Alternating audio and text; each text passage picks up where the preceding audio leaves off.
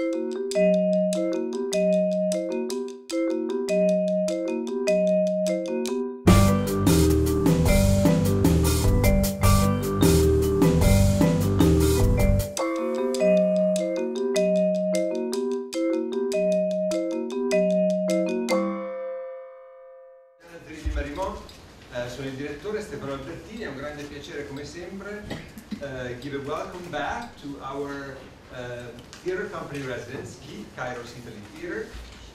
Some of you might remember that last academic year we presented two performances of kids. One was a full-fledged presentation of Machiavelli's Mandragola, considered unanimously one of the masterpieces of Renaissance theater, and not only of Italian Renaissance theater. Then immediately after that, our friends here at KIT prepared a theatrical rendition of 3 short stories from Boccaccio's Decameron that inspired Machiavelli's in writing the Mandrake. And this year they continued their exploration of this period, bringing us across the channel to England and to William Shakespeare. And what we're going to see tonight is something more than a theatrical performance in terms of the depth that it provides, in the sense that it really aims to establishing this connection between Boccaccio and Shakespeare, but also definitely much more interesting and exciting than any lecture on this topic would be. So, we are very grateful to the actors that are all here in the front row of Kairos Italy Theater for having worked so hard and so intelligently, as always, on this project, and of course to the director of the company, Laura Capaccio.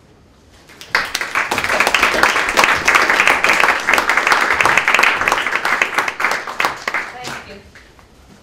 So, before starting the acting, let's do some talking.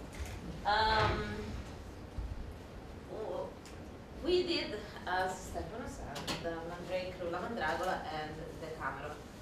And of course, we are an Italian theater company. I do Italian theater, I think about Italian culture, but of course, I live in New York. I love any kind of theater, and I love Shakespeare. And the more I've been studying, I've been going to the theater, been studying theater for a long time now, to me, theater is all connected. You know, they all come from the traditional ritual theater in ancient times, and that is developing something else. So, having been very lucky to be a friend with one of the greatest actors I know, and Shakespeare, I started a conversation with Mr. Rocco Sisto, that we are going to bring on stage very soon, about how much Shakespeare has taken from Italian theater, if he has taken from Italian theater, how, and what about trying to compare what we did with Machiavelli and Boccaccio and Shakespeare, what he wrote. So this is the experiment we did. Of course, we had like not even 5 weeks to rehearse, to prepare, and mostly we did what you do in a rehearsal room. You experiment, you try, you exaggerate, you take, you cry, you laugh, everything. It's not a show. So tonight, what we're going to show you is not, a show that we are like, we rehearse in a certain chronological order. We rehearse the scenes, and then we started to compare. And this is the first comparison that we are making. And you'll see. I found something very interesting in this walk on Shakespearean theater compared to Boccaccio and Machiavelli. So before starting, now I'll have Rocco Sisto here.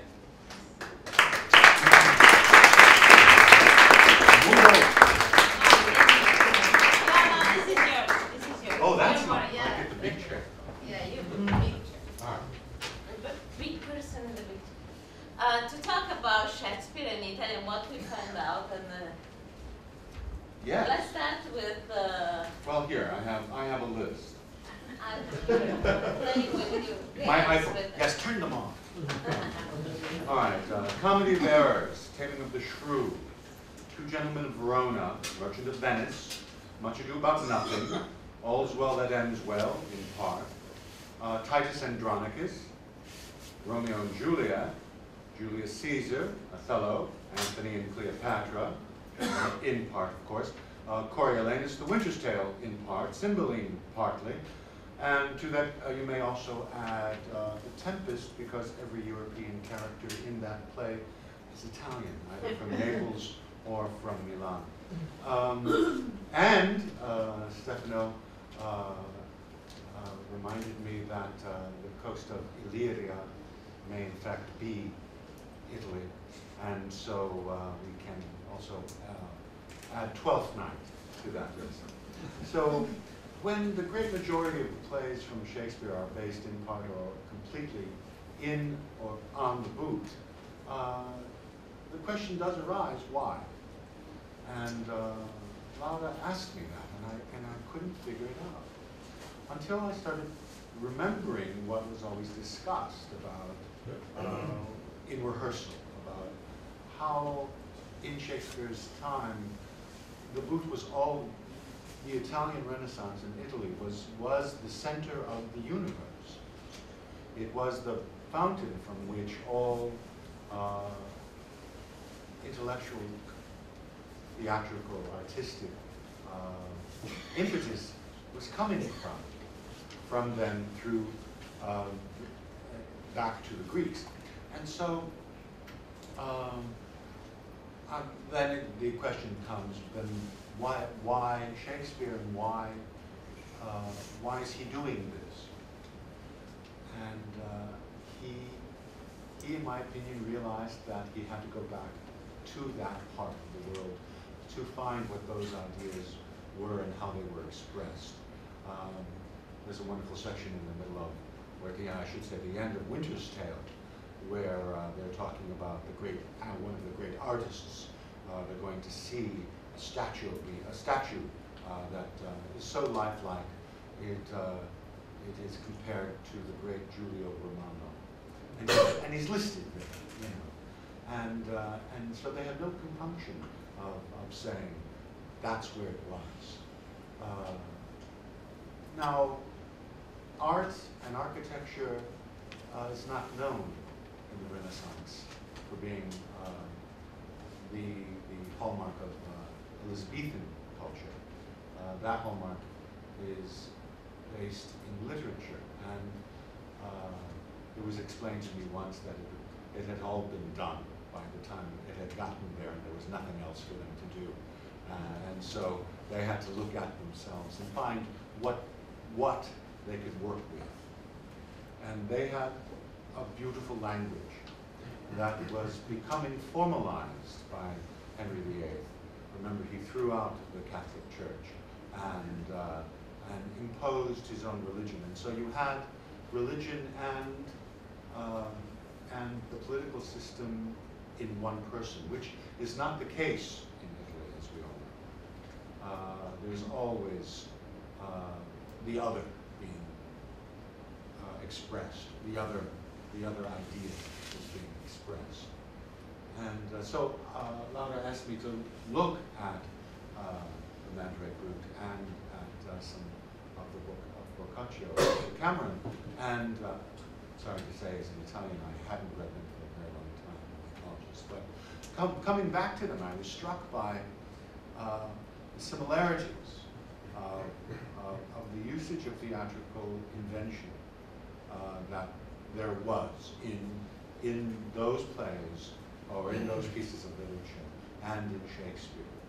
How it was handled is the question. How, and that's the interesting question, because one of the things we found out was that things like comic characters in Italian in Italian drama or comedy aren't necessarily punished at the end. In Shakespeare, they're always punished at the end. They are always, and it's because there was a very strict censor over Shakespeare's shoulder, which wouldn't allow him to get away with anything. So that you have the fools being punished, like Trinculo and Stefano at the end of the Tempest, and even in this play, where all of the foolish characters have judgment pronounced on them. This play being a measure for my yes, that we took from. I started looking at what I would like to work on, and interestingly enough, this play is not set in Italy, but the characters are Angelo and Lucio and Isabella, and they're Italianate, and I was struck by that, and I was struck by how they're handled in Shakespeare, how the idea of the fool and what the fool is allowed to say and how he gets to say it is handled in Shakespeare. And as I said before, they are punished. How morals are addressed in Shakespeare and how they are addressed in Machiavelli and in Boccaccio. The idea of punishment became very acute to me because they get away with it in Italian drama. They aren't necessarily brought to justice. There's this wonderful relativism of the real life, of how people live in the real world, which is what Shakespeare could not deal with. So he had to be final in his judgments of good and bad. It's not to say that he left doors open, because he did. There's always the question. But for the sake of the censors, he was able to get it past that by tying up all the ends. The ends are not tied up in Italian Renaissance drama. They are purposely left to the characters so that they can go on and proceed in life, which is refreshing for me to read. It was sort of interesting for me. So I decided to work on, and I have such amazing actors who are working, who are Italian-born, who have conquered English. As an actor, I once did a play, a theatrical piece, which was Kairos by Pirandello, and I had 5 sentences to say at a time, and I was the most nervous actor that had ever been on the stage before. Talking about language, can you tell us about the language, because this is very important. We know Shakespeare being, portrayed as with a British language, because this is what we know, is the British accent. Well, no. A British language, but this is what Rocco told us is completely different. No, the English accent is not the English accent of Shakespeare. Get that out of your head. Anyone that tells you that it's more beautiful with an English accent, tell them to go back there. Because the language that we speak in America is actually closer to the language which Shakespeare spoke.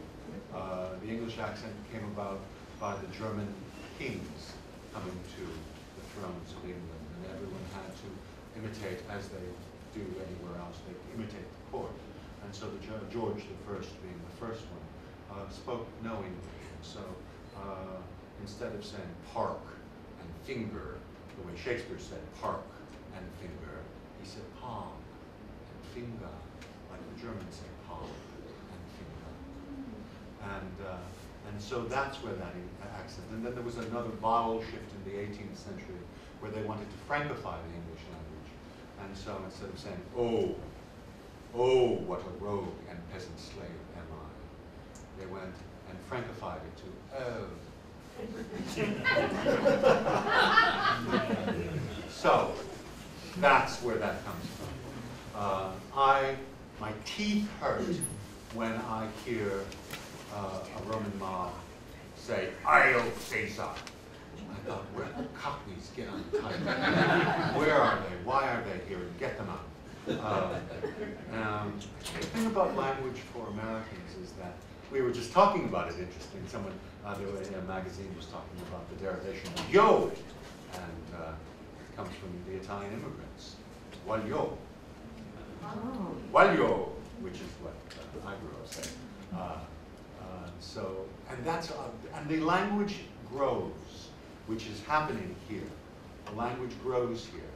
The language is not static. And in Shakespeare's Renaissance England, in Britain, the language was exploding. There's different theories. He invented between, some say 3, some say up to 6,000 words. First time the word enchantingly was ever said was on the English stage in Shakespeare. America, maybe one of the few times the first times it was ever spoken. I mean, he didn't invent the word, of course, but it was in temps de Americans. And so people went to the theater to hear a play, to hear ideas, not to see a play. Remember, it was done in the open air, in the middle of the day. And there was no scenery. And the actors had to rely on their voice and their physical presence. So that's that. And the last thing before we start is, did he know Boccaccio and Machiavelli? We know because he's yes, no, he quotes Machiavelli. I don't know if he knew. Well, I have heard that Shakespeare was a group of women. I have heard that Shakespeare was a Catholic, that he was a Jew. I have heard that he was the Earl of Oxford and Duke of Vere, and that he was also Christopher Marlowe. Now I invite you to go see Christopher Marlowe's play, and you'll realize how much he's not Christopher Marlowe. Because Christopher Marlowe, he died at the age of 29, so he didn't have the chance to grow. But Shakespeare was not Christopher Marlowe. He wasn't Samuel Johnson. He was Shakespeare. Whoever that person may have been. I find it fairly insulting for everyone, for people to say that he couldn't have been an actor. I don't know why. Maybe because they think we're intellectual. And so Machiavelli he knew because he's saying Machiavelli. Yes, and also because those ideas were circulating in Europe at that time, and so people were talking about. And he calls he calls in. I can't remember the play, but he says, "Thou art a Machiavelli." You know, and he's very sure of what he means by that. And did he know? Was it? Richard III? Yeah, it might be. And did he know the actors of the Italian actors?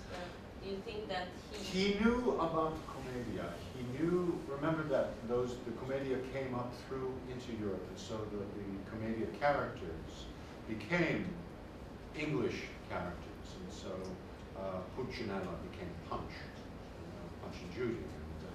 And the clowns in Shakespeare are based on the different clowns in the Italian comedies. But I don't know whether or not they toured or were allowed to. Remember, they actually had women in those companies, and women were not allowed to be on stage in Protestant England. So it wasn't until the Renaissance, the Restoration, that happened. So they were aware of it. They were aware of Machiavelli. They were aware of Boccaccio. The way those people would be aware of anything that was striking and new and expert. Okay, so we'll start? We'll start. Okay. So these are scenes from 12th. Thank you for mentioning.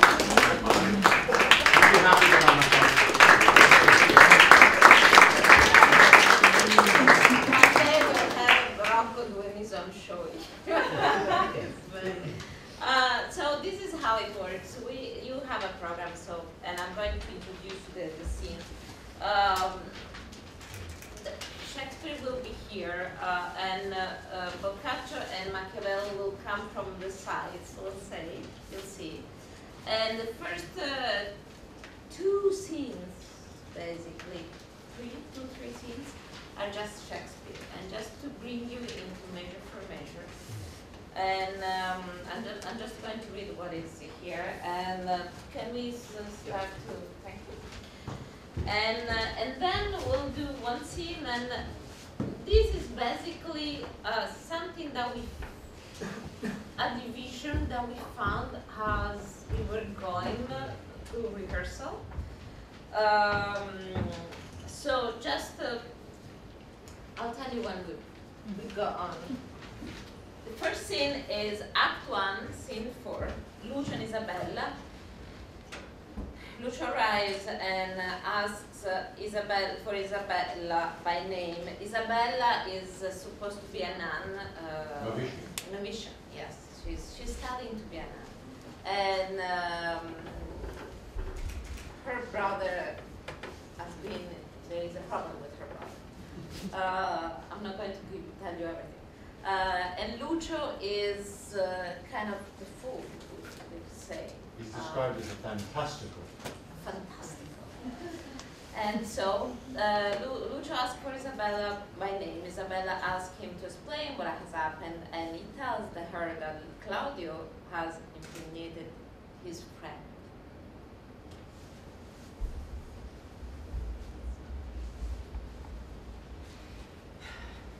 Peace and prosperity, who is it that calls? Hail, virgin, if you be, as those chic roses proclaim you are no less. Can you so stead me as to take me to the sight of Isabella, a novice of this place, and the fair sister of her unhappy brother Claudio? Why her unhappy brother, let me ask?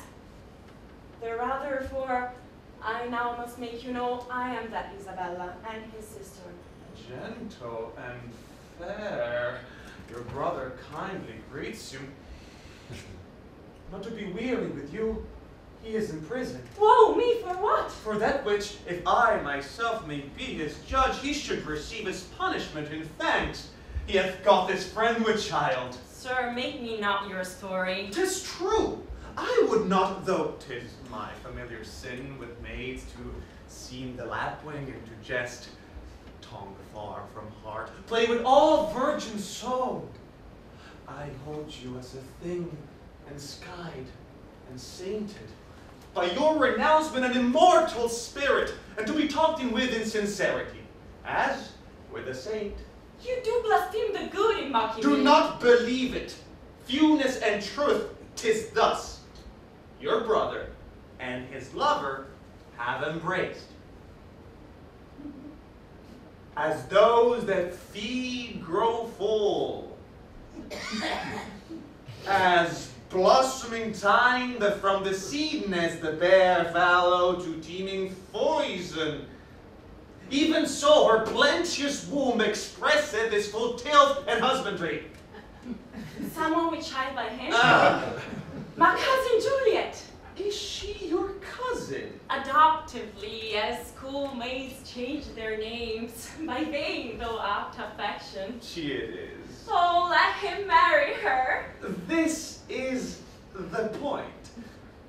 The Duke has very strangely gone from hands, bore many men myself, being one, at hand and hope of action, but we do learn by those who know the very nerves of state, his givings out were of an infinite distance from his true meant design. Upon his place, and with full line of his authority, governs Lord Angelo, a man whose blood is very snow broth, one that never feels the wanton stings and the motions of the sands, but doth rebate and blunt his natural edge with profits of the mind, study and fast.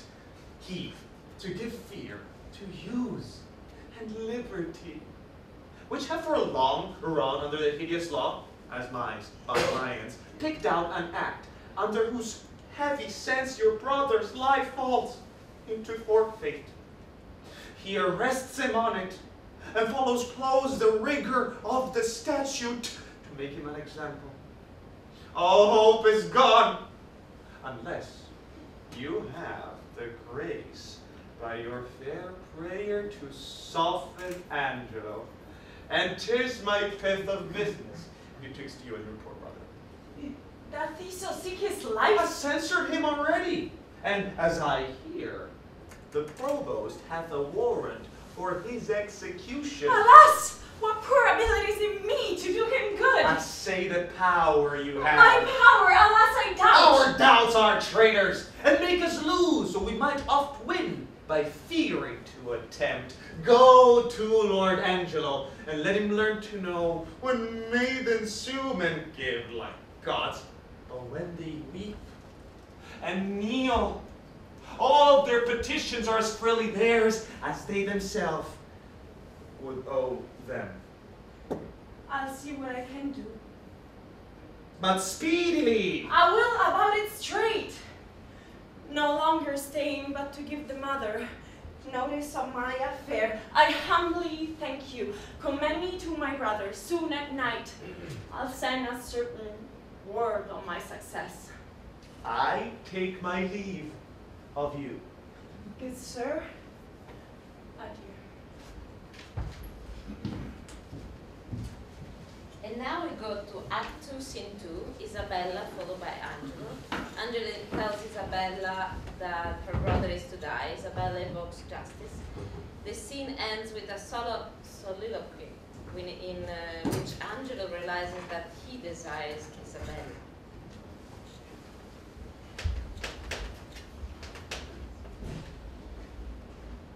Your brother dies tomorrow. Be content.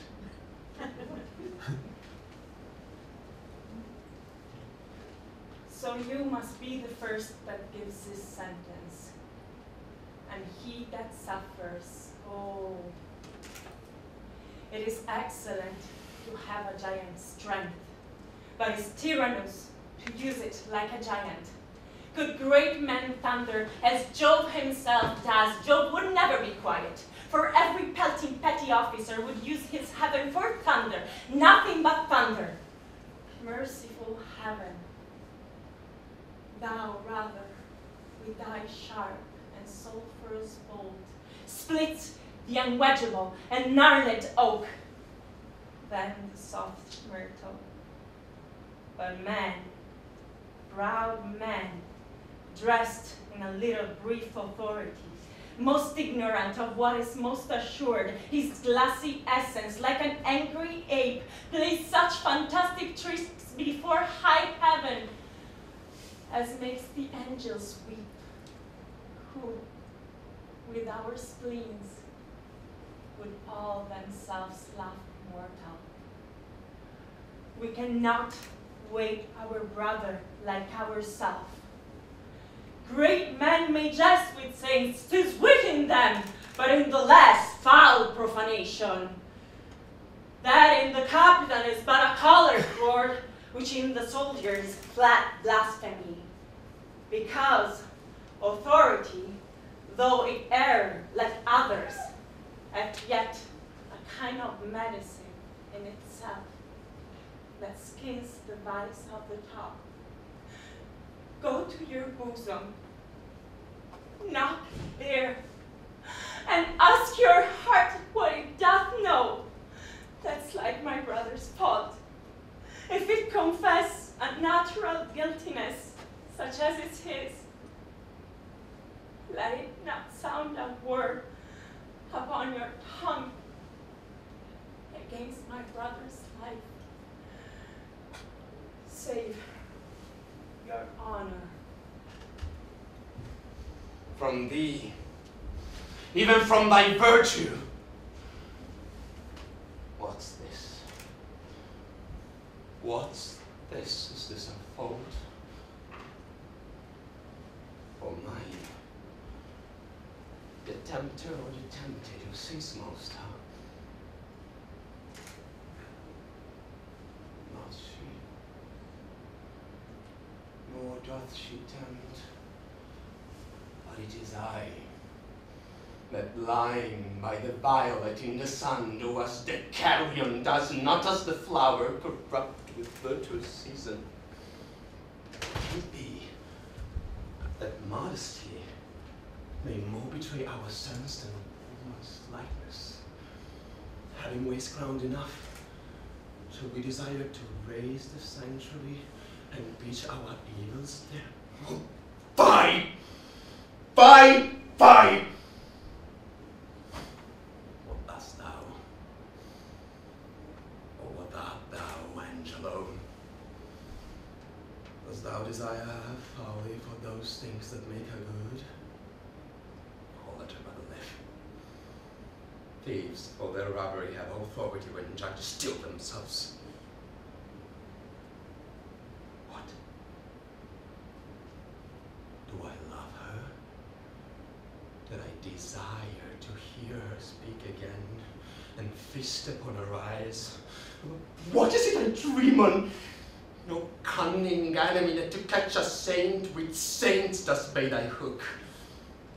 The most dangerous is that temptation that doth good us on to sin in loving virtue, but never could the strumpet with all her double vigor, art and nature once steer my temper. But this virtuous maid, such as we fight, ever till now, when men were fond, I smiled and wondered how.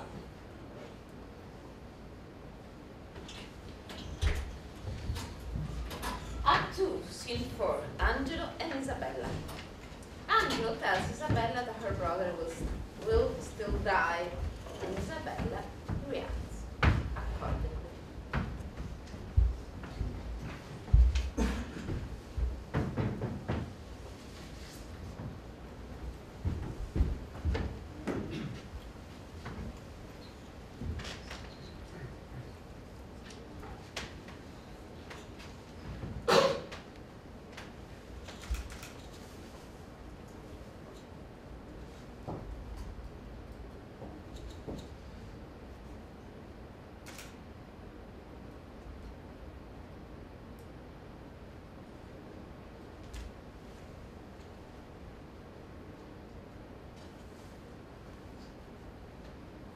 How now, fair maid?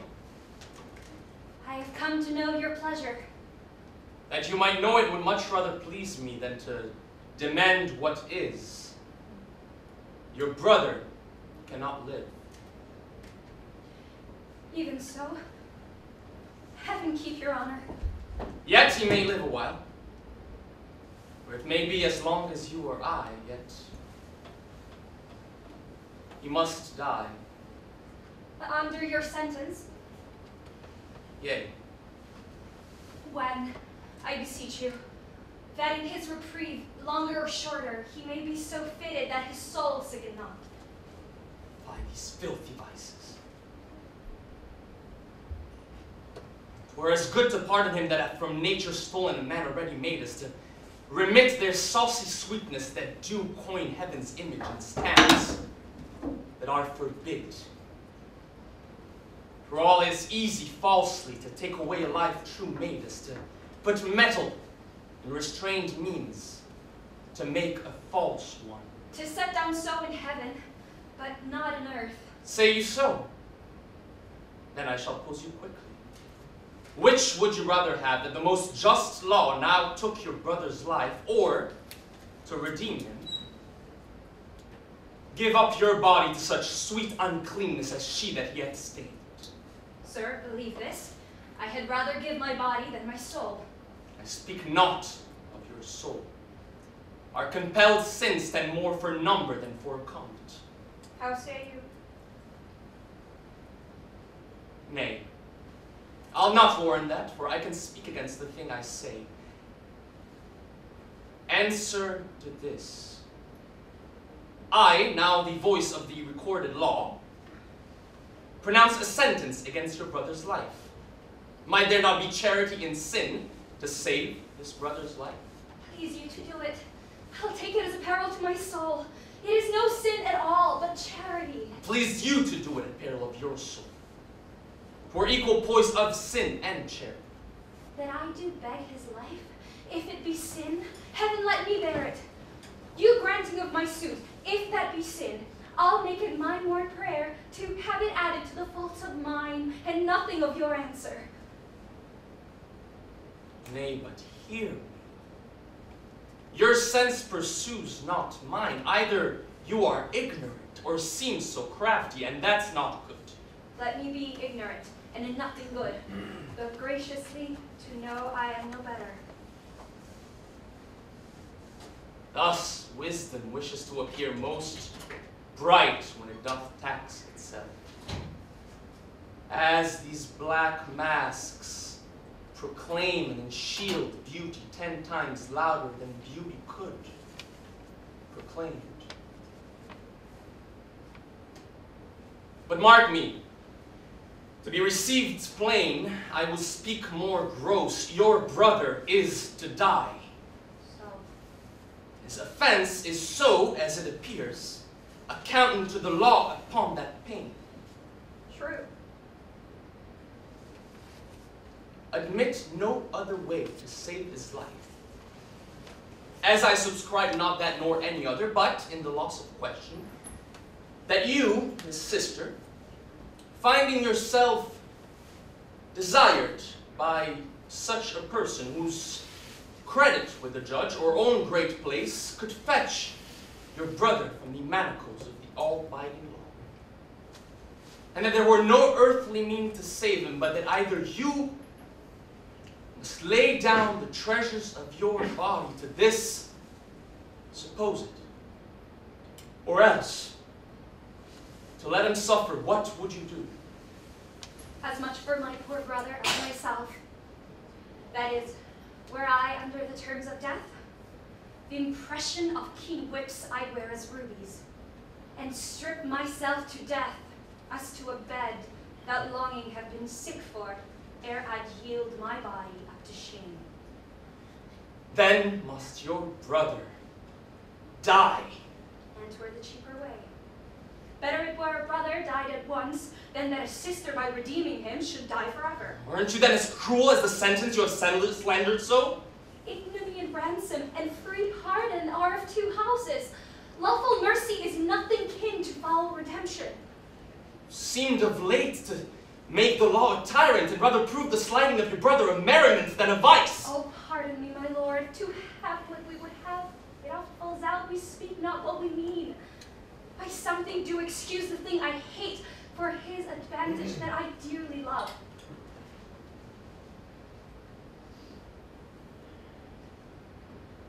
We are all frail. Else let my brother die, if not a fettery, but only he. Oh, and succeed thy weakness. Nay, women are frail too. Aye, has the glasses where they view themselves, which are as easy broke as they make formed. Women, help heaven, men their creation mar in profiting by them. Nay, call us 10 times frail, for we are soft as our complexions are, and credulous to false prints. I think it well. From this testimony of your own sex, since I suppose we are made to be no stronger than faults may shape our frames, let me be bold. I do arrest your words. Be that you are, that is, a woman. If you be more, you are none. If you be one, as you are well expressed by all external warrants, show it now, by putting on the destined livery. I have no tongue but one. Gentle my lord, let me entreat you speak the former language.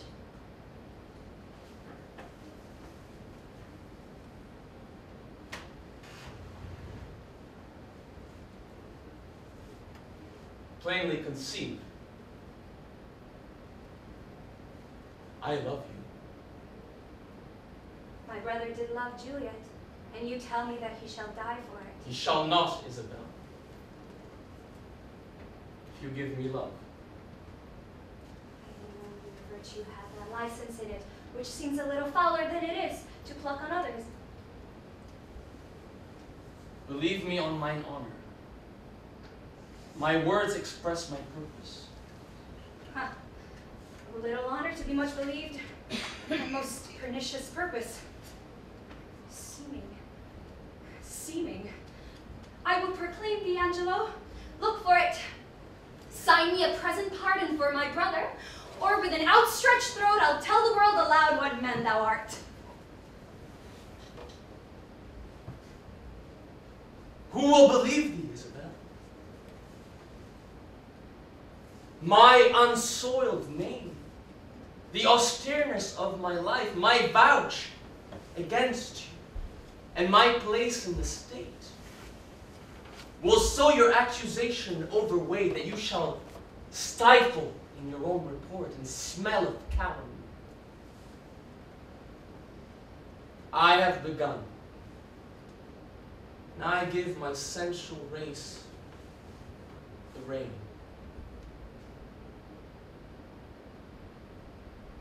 Fit thy consent to my sharp appetite. Lay by all nicety and prolicious blushes that banish what they sue for. Redeem thy brother by yielding up thy body to my will. Or else, you shall not only die the death, but thy unkindness shall as death draw out to lingering sufferance.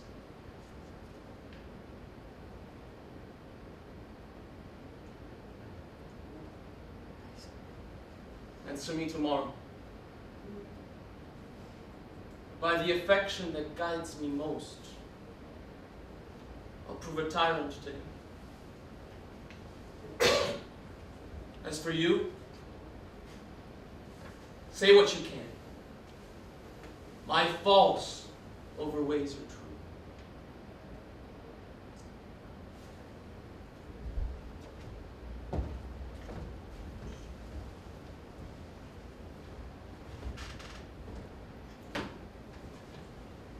To whom should I complain? Did I tell this? Who would believe me? Oh, perilous mouths, that bear in them one and the self-same tongue, either of condemnation or proof, bidding the law make courtesy to their will, hooking both right and wrong to the appetite, to follow as it draws. I'll to my brother, though he hath fallen by prompture of the blood, yet hath he in him such a mind of honor, that had he 20 heads to tender down on 20 bloody blocks, he'd yield them up before his sister should her body stoop to such a born pollution. Then Isabella live chaste, and brother die. More than our brother is our chastity. I'll tell him yet of Angelo's request, and fit his mind to death for his soul's rest.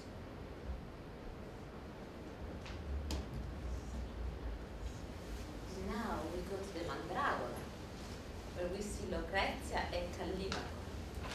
After a night of passion with Lucrezia, who doesn't know who Callimaco is, Callimaco reveals who he really is, and Lucrezia reacts accordingly.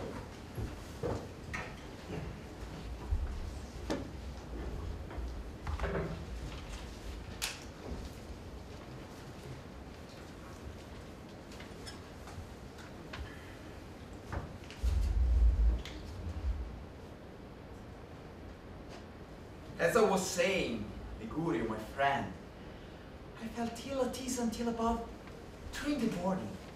And even though I was having a great deal of pleasure, it didn't seem right to me. But once I had let her know who I was,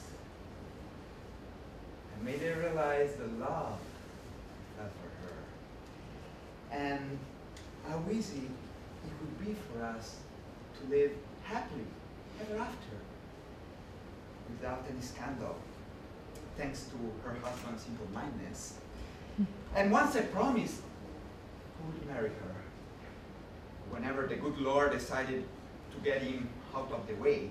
And aside from all those valid reasons, once she had had the chance to appreciate the difference between my technique and Nietzsche's, between kisses of a young lover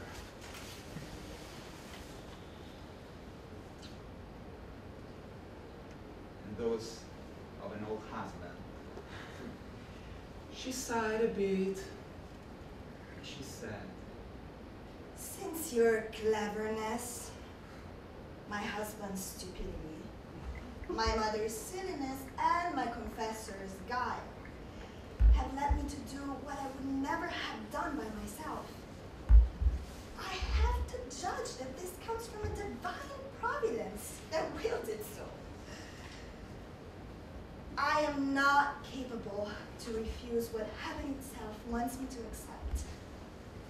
I therefore take you as my Lord, my master, my guide.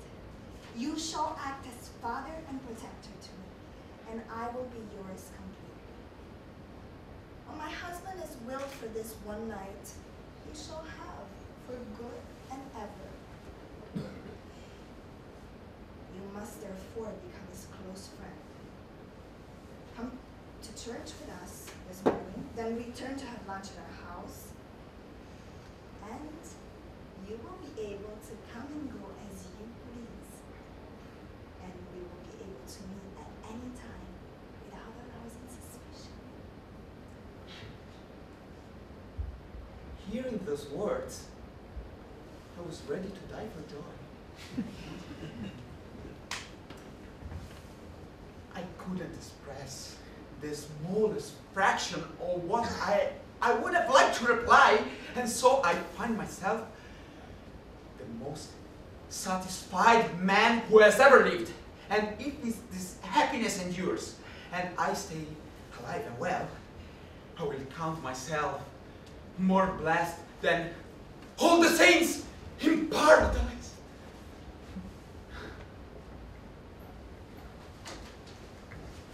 And now we go to the Decameron. The third day, story 6, Ricciardo and Catella. After great passion with Catella, Ricciardo reveals who he really is, and Catella reacts accordingly.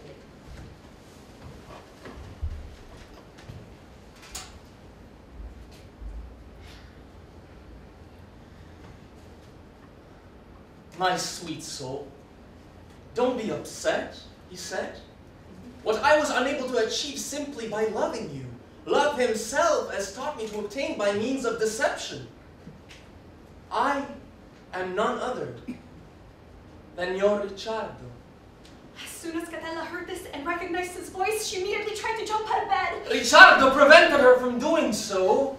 And then when she attempted to scream, he covered her mouth with one of his hands. My lady, he said, it is impossible to undo what's been done, even though you were to go on screaming for the rest of your life. Moreover, if you do that, or if you do anything to reveal this to anyone, well, two things are going to happen. The first, which should cause you more than a little concern, is that your honor and your good name will be ruined. Because no matter how much you insist that I tricked you into coming here, I shall respond that it's not true. Indeed, I shall maintain that I persuaded you to come here by promising you money and gifts. And that you are just saying these things and making all this fuss because you got angry when I didn't give you as much as you were expecting.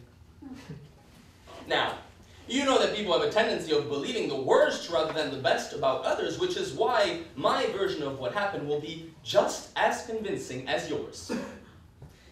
In the second place, your husband and I will become mortal enemies, and it could just as easily reach the point where he would be killed by me, as I would by him, and in either case, you would be miserably unhappy for the rest of your life. Therefore, heart of my heart, do not at once and the same time seek to bring dishonor upon yourself and place your husband and me in danger by setting us at odds. You are not the first woman who has ever been deceived, nor will you be the last. And in any case, I did not deceive you to deprive you of anything, but because of the overwhelming love that I feel for you. I am fully prepared to love you and to remain your most humble servant forever. For a long while now, I and my possessions have been yours, and all my power and authority have been at your service. But from this time on, they will be, more than ever, yours to command. You are a wise woman, and I feel certain that you will show the same good sense in this case as you have in others. While Ricciardo was talking, Catella wept bitterly. But although she was very upset and complained a great deal, nevertheless, her reason admitted that there was some truth in Ricciardo's words. And it dawned on her that what he was talking about really could happen. Consequently, she declared, Ricciardo, I don't know how the Lord God can ever give me the strength to bear the injury you've done me and the deceit you practiced here. Although I have no intention of making an outcry in this place, to which my own simple-mindedness and excessive jealousy have led me, you may rest assured that I won't be happy until I see myself revenged in some way or other for what you did to me. Now, let me go and get out of here. Since you've got what you wanted and tortured me to your heart's content, the time has come to release me. And so I'm begging you, please, let me go. Seeing just how disturbed she was, Ricciardo, who was determined not to let her leave until she forgave him, set about the task of appeasing her, using the sweetest words he could think of. And he said so much. He begged so much. And pleaded so much. That she finally surrendered and made peace with him. After that, by mutual consent, they stayed there a good long time together, enjoying themselves enormously. Now that the lady knew how much tastier the kisses of her lover were than those of her husband, all her harshness toward Ricciardo was transformed into sweet affection, and she loved him from that day forward with the greatest tenderness in the world. Moreover, as the two of them always acted with the utmost discretion, they were able to go on enjoying that love of theirs time and time again. And may God grant that we enjoy ours as well. Well, I go back to Measure for Measure with Act 3, Scene 1, Claudia and Isabella. Isabella enters and says she wants to speak to her brother. Claudio asks what happened, and Isabella tells him that there is no way for him to avoid death.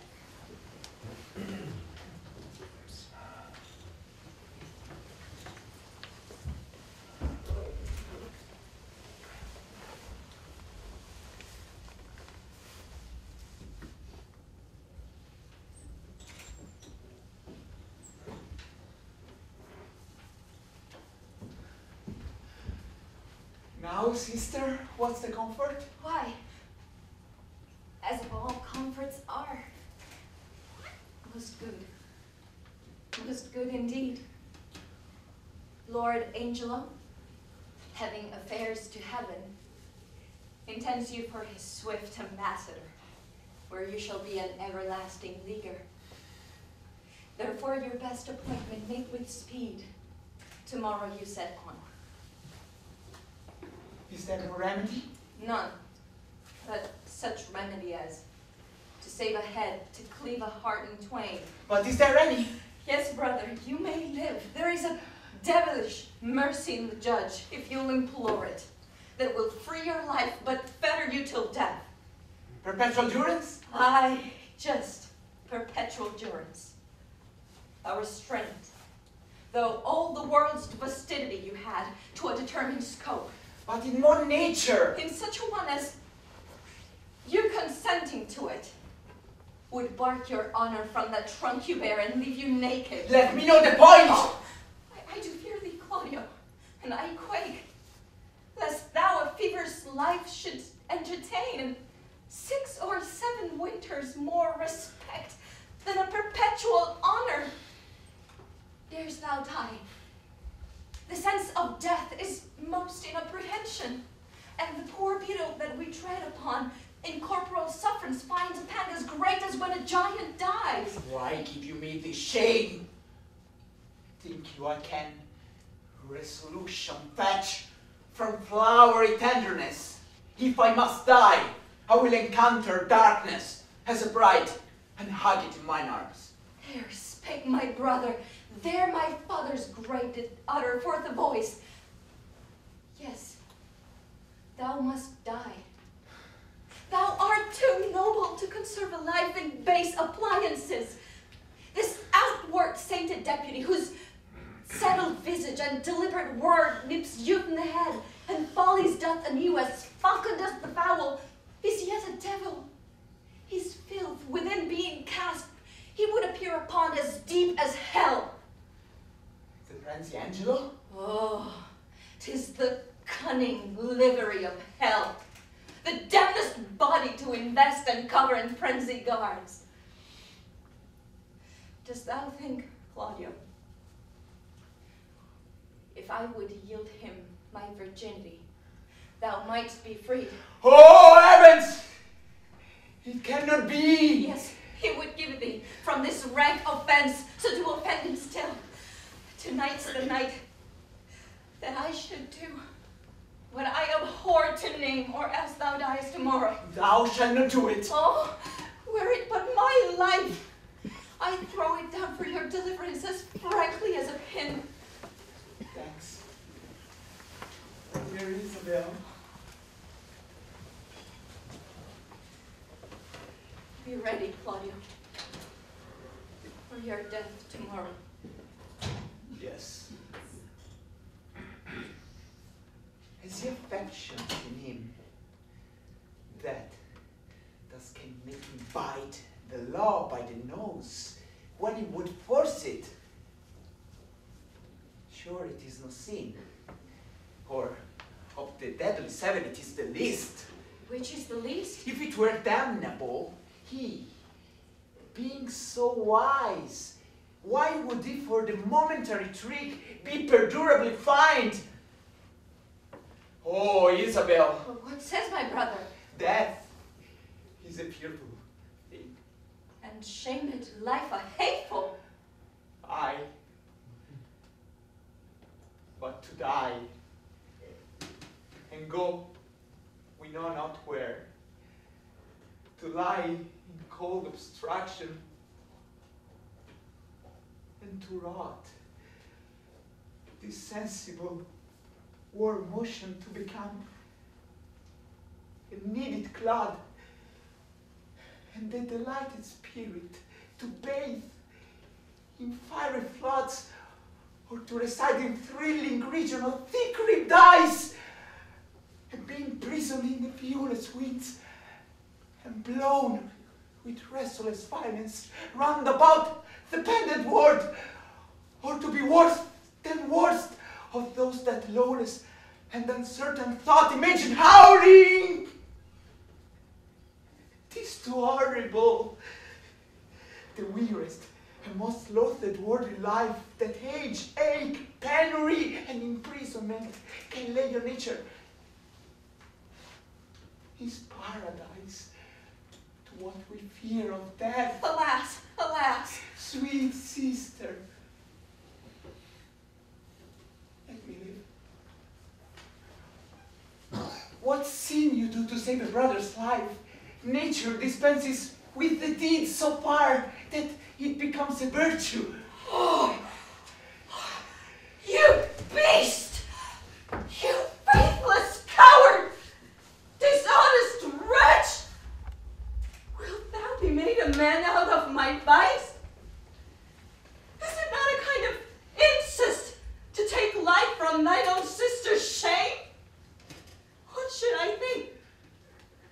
Heaven's shield, my mother played my father fair for such a warped slip of wilderness never issued from his blood. Take my defiance.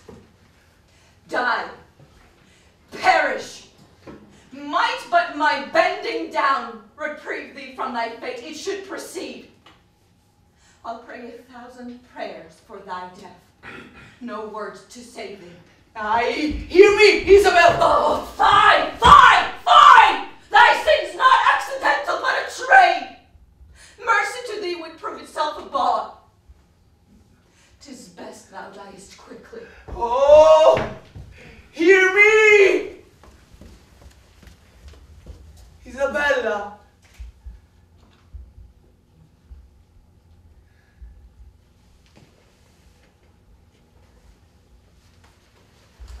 And now we go to the Mandragola, where the priest and Sostata, Lucrezia's mother, try to convince Lucrezia to sleep with a stranger in order to finally get pregnant. You must believe, my dear, that I price your honor and your welfare as much as anyone in the world, and I would never advise you to do anything that wasn't right. I have already told you, but I'll tell you again. If Friar Timoteo tells you that there will be no burden on your conscience, then you should do it without any qualms. I have always been afraid that Mr. Nietzsche's desire to have children would lead us to do something wrong. That is why whenever he suggested anything to me, I always felt suspicious and apprehensive. Especially since that experience at Santa Nunziata, you remember.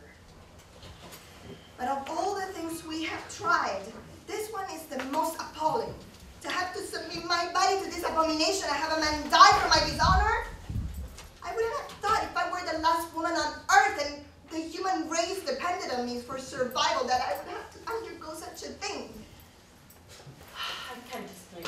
I'll get to you, my dear. Speak to the friar, see what he tells you, and then you will do what you've been advised by him, by us, by everyone who loves you. Breaking out in a sweat. Welcome, ladies. I know what you have come to see me about, because Mr. Nietzsche has spoken to me. To tell you the truth, I have spent 2 whole hours poring over my books about this case, and after much examination, I find many things going for us, both in general and in particular. Are you serious, Father, or are you joking? Oh, Madonna Lucrezia, is this a matter to joke about? Don't you know me better than that? I know, Father, but this seems to me the strangest business I've ever heard of. My lady, I believe you, but I don't want you to talk that way anymore. There are many things that, when seen from afar, seem awful, strange, unbearable. But when you get up close to them, they turn out to be ordinary, familiar, bearable. That is why it is often said that their bark is worse than their bite. This is one of those things. The Lord only knows. I would like to return to what I was saying before. As far as conscience is concerned, one must make the following generalization. Where there is a certain good and an uncertain evil, we must never abandon that good for fear of the evil. Here we have a certain good. You will get pregnant. You will provide another soul for the good Lord up there. The uncertain evil is that the man who sleeps with you after the potion may die. But there are always those who don't die. However, since there is some question, it is better for Mr. Nietzsche not to run that risk. As for the act itself, it is only an old wife's tale that it is a sin, for the will is what commits the sin, not the body. The real sin is going against the husband's wishes, and here you are, following his wishes, or taking pleasure in it, and here you are, filled with this pleasure. Besides that, we must always consider whether the end justifies the means. Your end is to fill a seat in heaven and to make your husband happy. The Bible tells us that the daughters of Lot, thinking they were the last women on earth, consorted with their father, and because their intentions were pure, they did not commit a sin. What are you telling me to do? Listen to him, my dear. Don't you see that a woman without children is a woman without a home? If her husband dies, she's left like an animal, abandoned by everybody. I swear to you, my lady, by this consecrated breast, that there is no more sin in obeying your husband on this matter than there is eating meat on a Wednesday. What are you getting me into, Father? Something you will always have cause to thank God for. And I know that you will be more satisfied a year from now than you are at the present. She will do as you say. I will put her into bed this evening myself. What are you afraid of, you silly girl? There are 50 women in this town that would thank heaven for this opportunity. All right. I will do it. But I don't think I will live to see tomorrow morning. Do not worry, my dear. I will pray to the Lord for you. I will recite the prayer to the Archangel Raphael so that he will be by your side. Go along now and prepare yourself for this mystery, for it is getting dark already. Peace be with you, Father. May God and Our Lady help me and keep me from harm.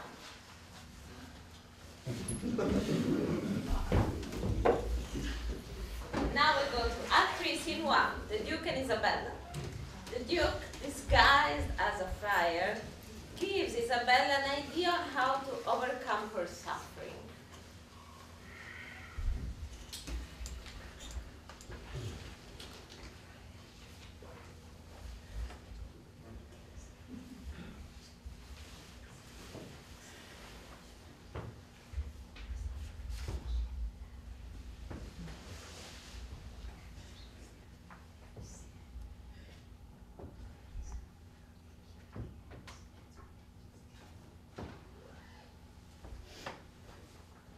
The hand that hath made you fair hath made you good.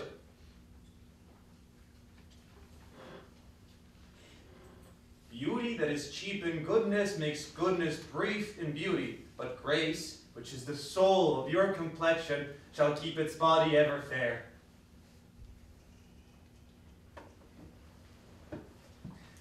The assault that Angelo hath made to you, fortune hath conveyed to my understanding. And but for that frailty hath examples for his falling, I should wonder at Angelo. How will you do to content this new substitute and save your brother? I am now going to resolve him. I had rather my brother die by the law than my son should be unlawfully born. But oh, how much is the good Duke deceived in Angelo. If ever he returns and I can speak to him, I will open my lips in vain or discover his government. That shall not be much amiss. Yet, as the matter now stands, he will avoid your accusation. He made trial of you only. Therefore, fasten your ear to my advisings. To the love I have in doing good, a remedy presents itself. I make myself believe you may most uprighteously do a poor wronged woman a merited benefit. Redeem your brother from the angry law. Do no stain to your own gracious person, and much please the absent Duke, if peradventure he shall ever return to have hearing of this business. Let me hear you speak further. I have spirit to do anything that appears not foul in the truth of my spirit. Virtue is bold, and goodness never fearful. Have you not heard speak of Mariana, the sister of Frederick, the soldier who rapped at sea? I have heard of the lady, and good words went with her name.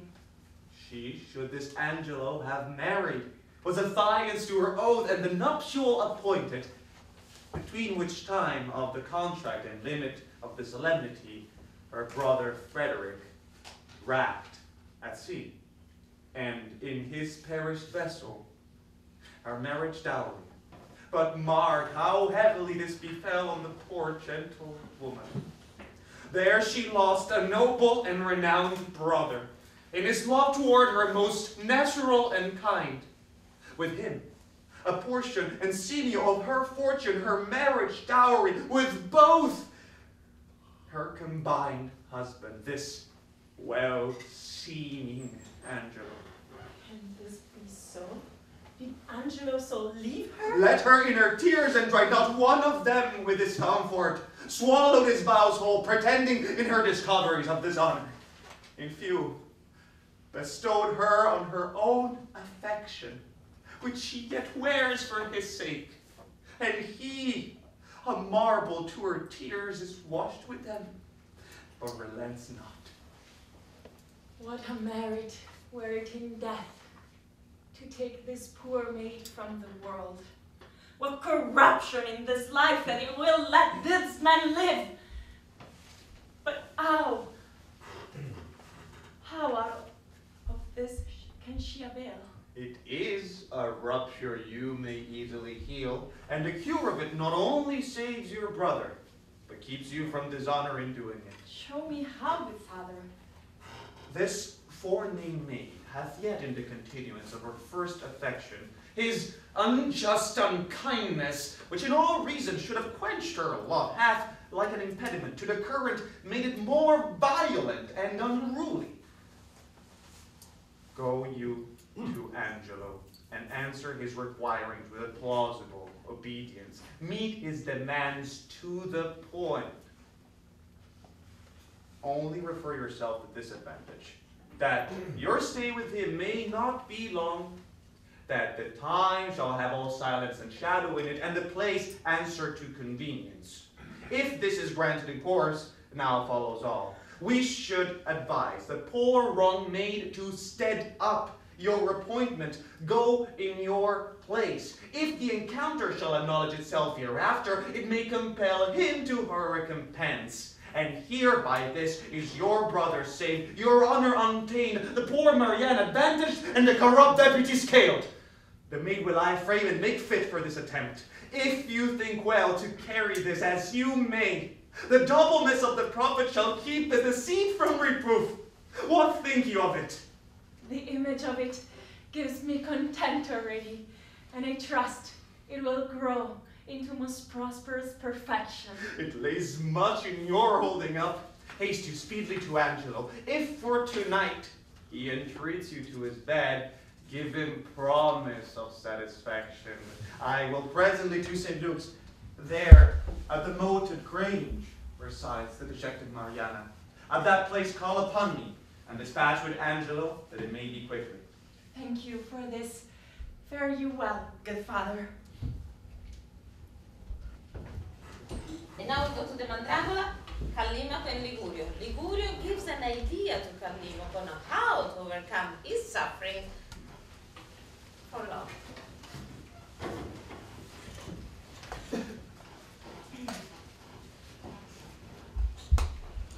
I don't believe there is a more stupid man in all the world.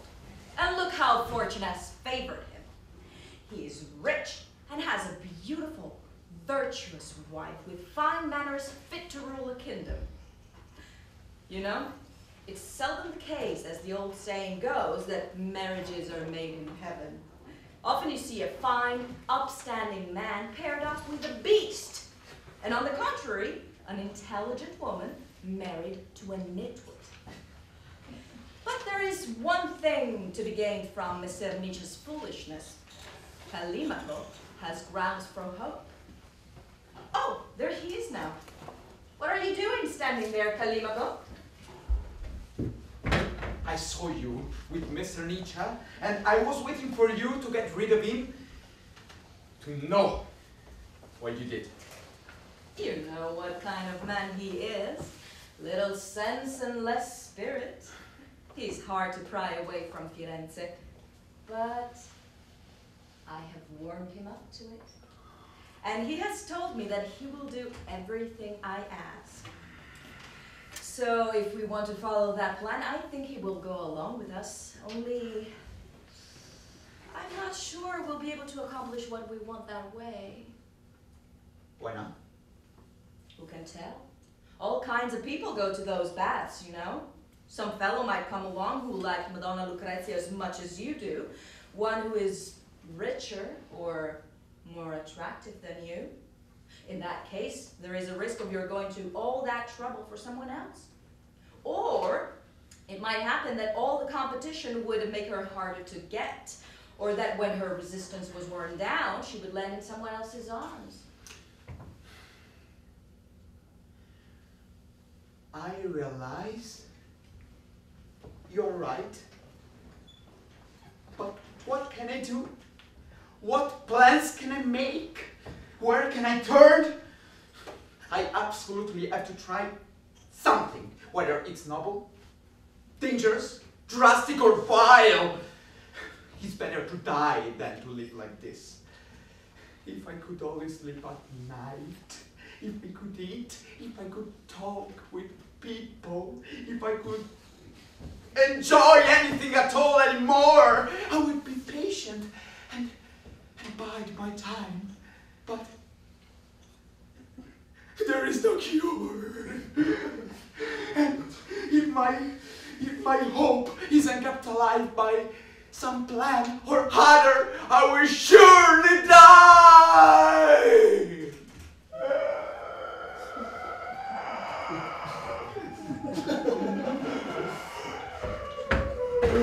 So, seeing that I have to die anyway, I have to do something, and I won't stop at anything, no matter how brutal, cruel, or foul. Don't say that. You must restrain these impulses. I believe you. And to tell you the truth, I only indulge in thoughts like that in order to restrain them. So, we either have to get this fellow to the bath or to work some other plan, I don't know. So, I can nourish some hope, even a false one. Just so I can ease my suffering. You're right. And I'm going to do something about it. I believe you. Though, I know that people like you live by tricking others. Still, I don't think you will try to dupe me, because if you did, and I discover it, I would be sure to get even. You would lose not only my hospitality, but all hopes of getting what I promised you for the future. Don't worry. You can trust me. Even if I didn't have a stake in this, the fact is I feel a kinship for you. And I want to satisfy your desires almost as much as you do. But let's get down to business. Miss Zerilli has asked me to find a doctor and see which baths he should go to. Here's what you'll do. Tell him you have studied medicine and had a practice in Paris. He's bound to fall for it, given his stupidity and your learning, and your ability to say a few words in Latin. What good will that do us? It will let us send him to the baths we choose, and follow up on another idea I have just thought of, which will be quicker, surer, and more practical than the baths. What do you mean? Let me just say that if you have courage and trust me, I will swing this deal for you by this time tomorrow. Then even if he had enough brains, which he doesn't, to verify whether you're a doctor or not, either he won't think about it or he won't have time to spoil our plan, even if he does think about it. You're giving me a new lease of life. That is too much to promise, and I don't know whether I can bear such great hope. How will you do it? You'll find out when the time comes. For now, I had better not tell you because there is scarcely enough time to act, much less to talk about it. Go back home and wait for me, and I will go get Mr. Zerilli. When I bring him to you, just listen to what I say and follow my lead. I'll do it. Though you're filling me with such hope that I'm afraid it will all go up He's wrong.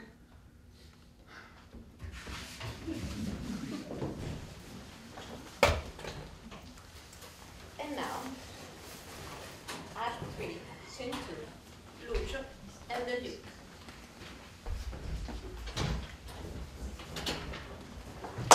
What news, Friar, of the Duke? I know none. Can you tell me already? Some say he's with the Emperor of Russia. Some, he's in Rome. Where is he, think you? I know not where, but wheresoever, I wish him well. It was a mad fantastical trick of him to steal from the state and usurp the beggar he was never born to. Lord Angelo dukes it well in his absence. He puts transgression to it. But he does well in it. A little more lenity to lechery will do no harm in him. Something to grab the way, Friar. Oh, it is too general a vice, and its severity must cure it. Yes, in good sooth, the vice is of a great kindred. It is well allied, but it is impossible to extirpate quiet, Friar, till eating and drinking be put down. They say this Angelo was not made by man and woman after this downright way of creation. Is it true, think you? How should he be made? Some report a sea-made spontaneity. Some he was begot between two stuck fishes. It is certain, though, that when he makes water, his urine is congealed ice. That I know to be true. And his motion generative. That's infallible. Oh, your pleasure, sir. Speak apace. Why? What a ruthless thing is this in him? For the rebellion of a codfish to take away the life of a man? Would the Duke that is absent have done this? Ere he would have hanged a man for the getting 100 bastards, he would have paid for the nursing of 1,000. He had some feeling of the sport. He knew the service. And that distracted him to mercy. I never heard the Duke much detected for women. He was not inclined that way. Sir, you are deceived. Oh, it is not possible. Who? Not the Duke? Yes, your beggar of 50.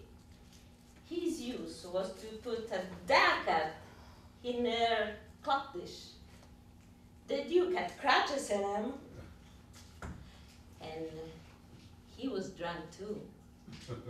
That let me inform you. You do him wrong, surely. Sir, I was an inward of his. A shy fellow was the Duke. And I think I know the cause of his withdrawing. What, I prithee, might be the cause? Oh, no, pardon. This is a secret that must be locked within the teeth and the lips. But that I can let you understand. The greater file of the subject held the Duke to be wise. Wise? Why, no question but he was. A very superficial, ignorant, unwilling fellow. Either this is envy in you, folly or mistaking. The very stream of his life and the business he hath held must, upon a warranted need, give him a better proclamation. Let me be but testimonied in his own bringings forth, and he shall appear to the envious a scholar, a statesman, a soldier. Therefore you speak unskillfully, or if your knowledge be more, it is much darkened in your malice. Sir, I know him, and I love him. Love talks with better knowledge, and knowledge with dearer love. Come, sir, I know what I know. Oh, I can hardly believe that, since you know not what you speak. But if ever the Duke return, as our prayers how he may, let me desire you to make your answer before him. If it be honest you have spoken, you have courage to maintain it. I am bound to call upon you, and I pray you in your name. Sir, my name is Lucio, well known to the Duke. You shall know you better, sir, if I may leave to report you. I fear you not. Oh, you hope the Duke will return no more, or you imagine me too unhurtful and opposite. But indeed, I can do you little harm. You forswear this again. I'll be hanged first. Thou art deceiving me, friar. But no more of this. Can't you tell if Claudio is to die tomorrow or not? Why should he die? Why? For feeding a battle with his tandish. I would the Duke will talk of where to return. This ungenital agent will unpeople the province with continency. Sparrows must not build in his houses because they are lecherous. The Duke would have dark deeds darkly answered. He would never put light on it. Would he were returned? Mary Claudio is condemned for untrusting. Farewell, good friar. I pray thee, pray for me. I the Duke, and I say to thee again, what is mutton on Fridays is not past yet, and I say to thee, he would malt with a burger, though she small, brown bread and garlic. Say that I said so. Farewell. And now we go to Mandragola, Nietzsche, Liguria, and Callimaco. Callimaco, disguised as a doctor, gives Nietzsche a remedy in order to have children.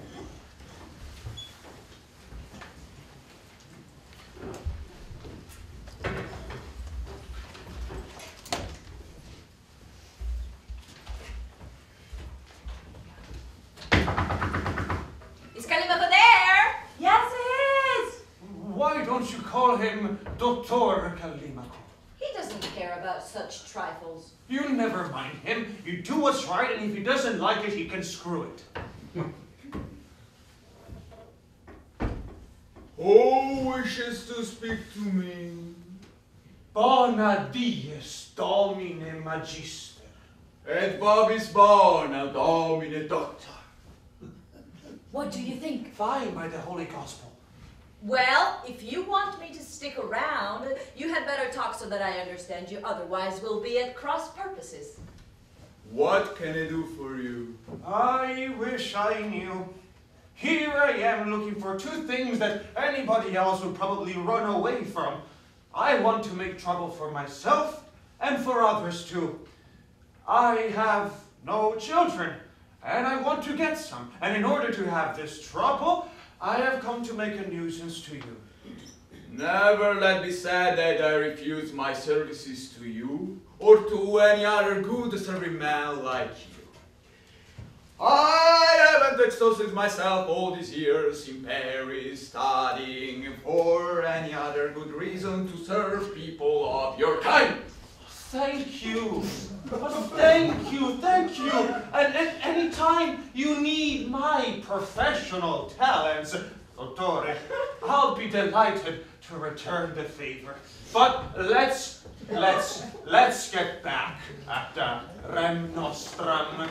Have you decided which bath would be best for getting my wife pregnant? I know Ligurio here has told you everything there is to tell you. Oh, that is true. But in order to gratify your desire, I have to know the cause of your wife's sterility. There are several possible causes. Nam causa sterilitatis sunt, aut in semine, aut in matrice, aut in instrumenti seminaris, aut in virga, aut in causa extrinsecam. most worthy men I have ever met.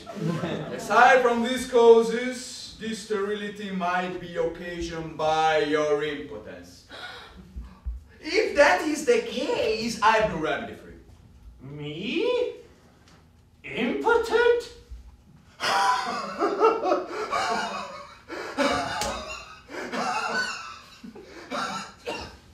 You're making me laugh, Dottore.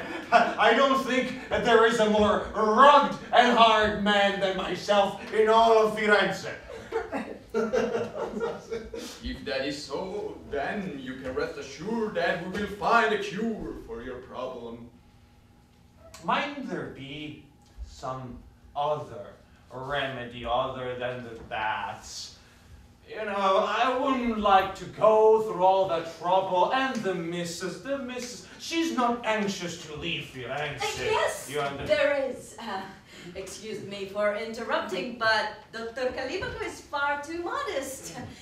Didn't you tell me that you could concoct a certain potion that is absolutely guaranteed to result in pregnancy? Yes, I did. But I have to be cautious with people I don't know. I wouldn't want them to take me for a charlatan. You don't have to worry about me. You have impressed me so deeply, and there is nothing I would believe or do in your hands. I imagine that you would need to see a specimen. Of course, we can't do without it. Call Ciro and let him go home with Mr. Niccia here to get one. We will wait in your house for him to bring it back. Ciro! Ciro, you go with him. And if you will, sir, come back here right away and we will find something good for you. What do you mean, if I will? I'll be back in a second. I have more faith in you than the Hungarians in their swords.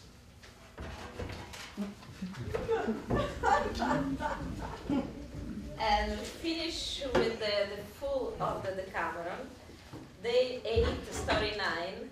Master Simone tells Bruno and Buffalmacco, tells Bruno and Buffalmacco how great he is.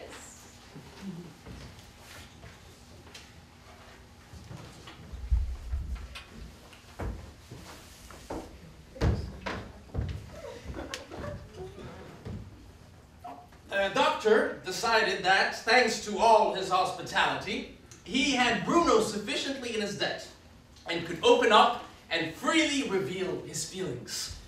Since the two of them were all alone, he said, "Bruno, God knows there is no one alive today for whom I'd do all the things I'd be willing to do for you. If you asked me to go from here to, say, Peretola, it wouldn't take much to get me to do it. So, don't be surprised if I speak to you as a friend and ask you a favor in strict confidence. As you know, not so long ago, you spoke to me about the activities of that merry company of yours, right? And it's filled me with a desire to become a member that is stronger than anything I have ever felt before in my life. I have good reason for wanting to join, as you'll see for yourself, should I ever happen to get in. For I assure you that, I assure you here and now, that if I don't have them bring me the prettiest serving girl you've seen in a long, long time, you can make me the butt of all your jokes from here on. I only just caught sight of her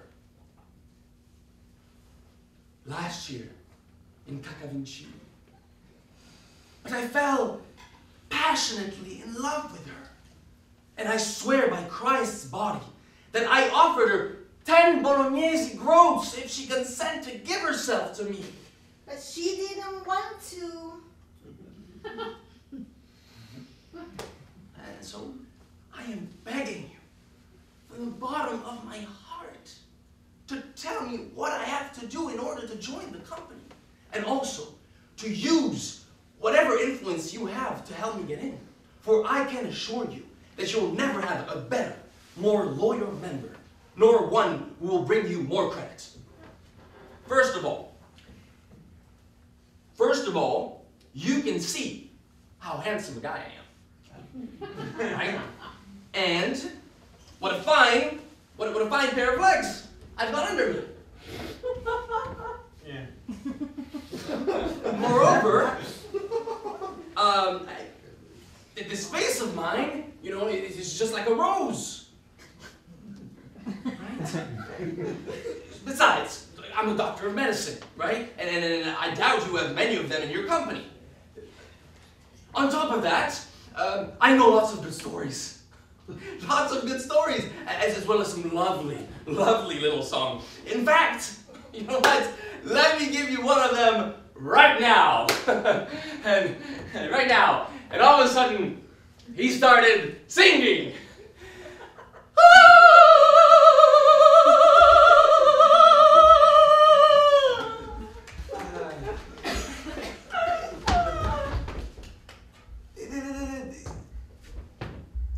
The master then said to Buffalmacco, "You would have had even more to say if you had seen me in Bologna, for there was no one there, high or low, student or teacher, who didn't think the world of me, because well, I could keep them entertained with my wit and wisdom.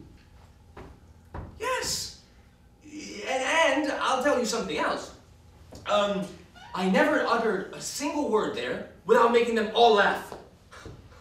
That's how much they liked me and enjoyed my company. As a result, when it was time for me to leave, they complained bitterly.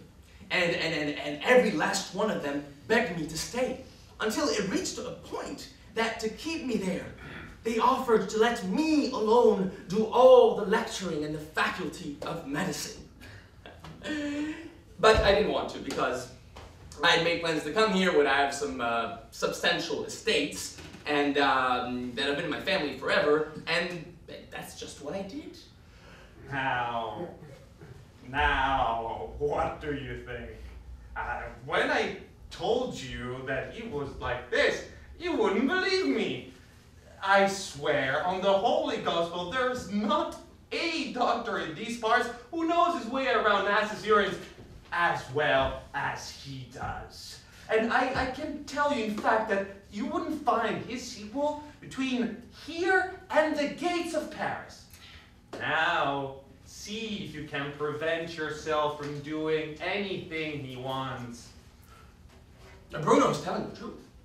People don't give me the kind of credit I deserve around here. You're all a bunch of dummies. I just wish you had seen me in my natural element amongst my fellow doctors.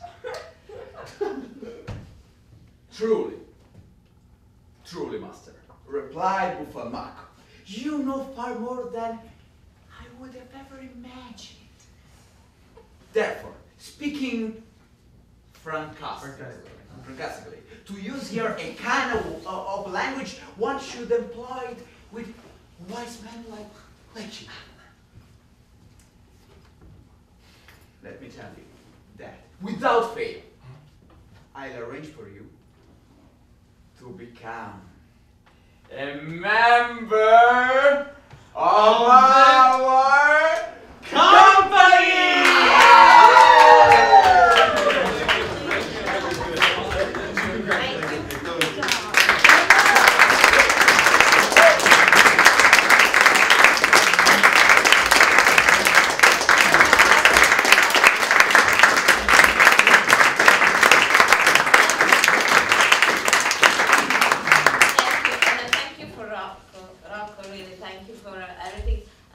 If you want to see the Decameron and the Mandragola, they're coming back in April. We're going to do in the repertoire, not many shows, but enough for you to see it. It's going to be in the Upper West Side. You'll get some information if you sign up with our mailing list. You have all the information in your programs, and these will be continued. These studies, this exploration will be continued. Thank you, guys. Thank you.